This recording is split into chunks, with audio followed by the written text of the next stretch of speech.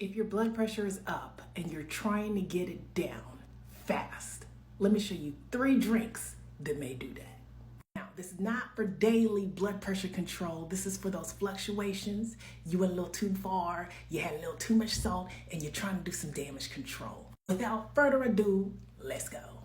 Number 1, you already see it back here, is the beet juice. Beet juice has a lot of nitrates. It goes in your body, it releases this NO2, and it just dilates the blood vessels. Now, when it dilates the blood vessels, your blood pressure goes down. Not only that, it's great for blood flow. A lot of athletes are using it for recovery, and it tastes good. It's a natural substance. Now, it don't matter how you take the beetroot. You can take it in a capsule form, a powder form.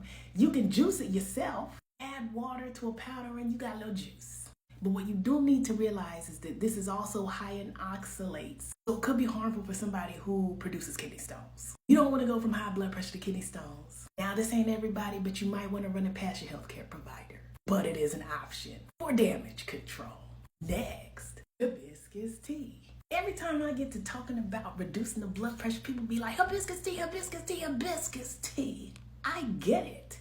Here it is. I love hibiscus tea because it's good. It has a lot of benefits, but one of the benefits is reducing the blood pressure. If you notice your blood pressures are heading in the wrong direction, it might be nice to have a nice cup of hibiscus tea. Next, the dandelion root. Y'all, this is slept on. Dandelion root has a lot of benefits, but one of the benefits is it's a diuretic. That is the most slept on quality for dandelion root. It can literally work like Lasix. All that salt and water that you holding on to, you just pee it on out. Your blood pressure go down with it. Now, how do you use this? I usually have a dropper full of the dandelion root tincture, and I'll follow the instructions for whatever is saying on the bag, depending on the concentration of what I have. And I'll take a dropper full or what have you, and I'll put it in some water and I'll drink that. Sometimes I'll just put it under my tongue, but I like the way it tastes. I'm a bitters person.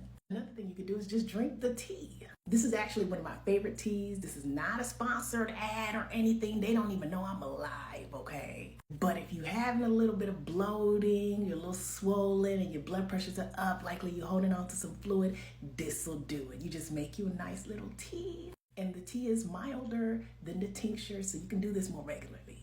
But again, these are some of my favorite drinks to reduce the blood pressure. It's not all, just some of my favorites in my arsenal. Which other ones can you think about?